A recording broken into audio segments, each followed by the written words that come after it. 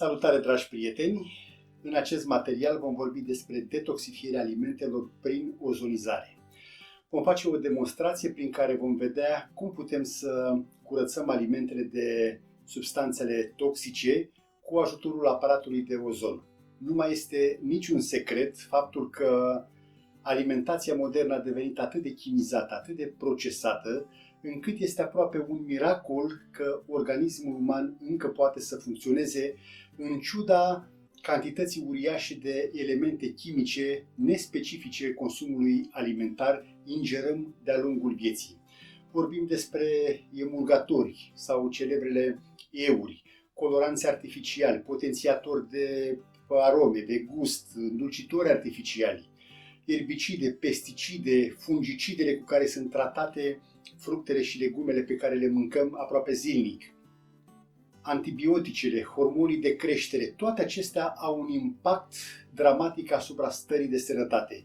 De fapt, acesta este și adevărata cauză a pandemiei mondiale, în primul rând de obezitate, de boli autoimune, boli cardiovasculare, diabet, cancere. Astea sunt bolile care se văd.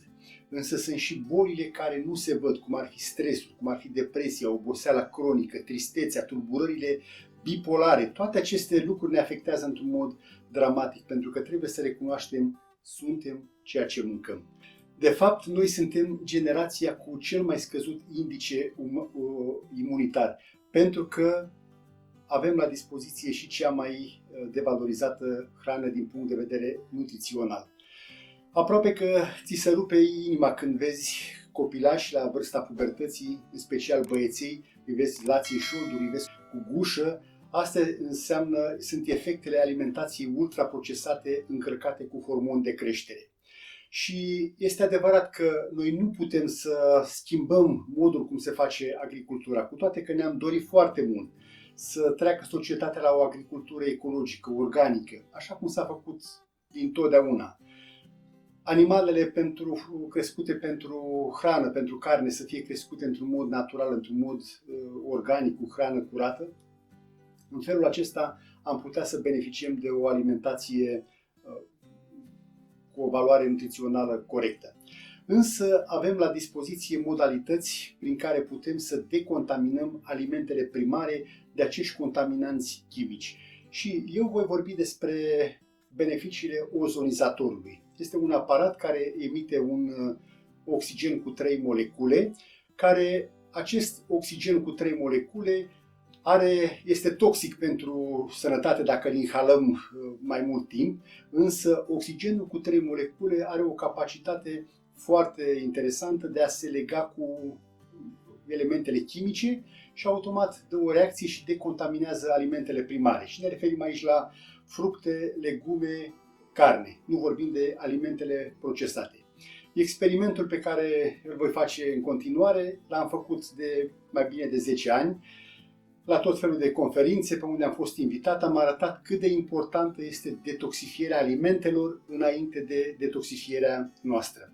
Mai ales că acest aparat, beneficiile ozonului, este elogiat de două mari personalități ale societății românești, domnul Dumitru Prunariu, împreună cu domnul Menci Nicopski, vorbesc despre beneficiile oxigenului cu 3 molecule, beneficiile terapeutice ale ozonului. Acum vom vedea demonstrația cum putem să curățăm alimentele cu ajutorul ozonului. Eu am ales pentru astăzi să gătesc pulpe de pui. Aveam o variantă foarte simplă. Să le spăl și să le bag în cuptor cu câteva mirotenii și să fac o friptură foarte, foarte bună. Am ales să le detoxifiez înainte de a le găti cu ajutorul aparatului de ozon. Haideți să vedem experimentul și să vedeți cât de interesant este.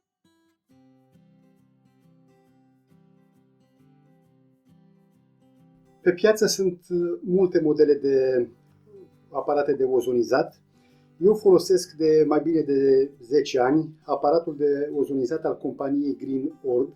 Îmi place foarte mult pentru că are un display foarte frumos, prin care putem să selectăm timpul. De exemplu, dacă vrem să detoxifiem apa sau să ozonizăm apa, vasele, pește, fructe, legume, ambient, Da? La pește intră și carnea, ceea ce vom face în prezent. Și introducem acest furtun care are la capăt o piatră poroasă care permite să iasă ozonul. Vom face și o scurtă demonstrație. Deja începe să scoată ozon.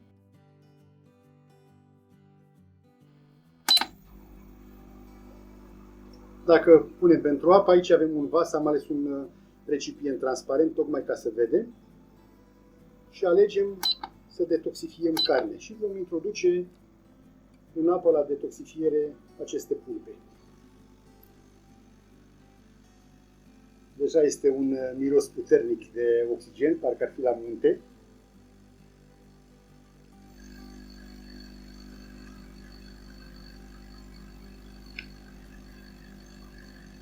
Experimentul este foarte simplu. De exemplu, dacă acești pui ar fi fost crescuți într-un mod organic, la suprafață ar fi fost curat sau foarte, foarte puțin ar fi fost. Însă vom vedea ce înseamnă reacția oxigenului cu antibioticele, hormonii din aceste pulpe. Vom vedea că dacă sunt așa ceva, ies la suprafață și vom vedea și forma foarte interesantă. O să dureze câteva minute, așa că o să vedem rezultatul final.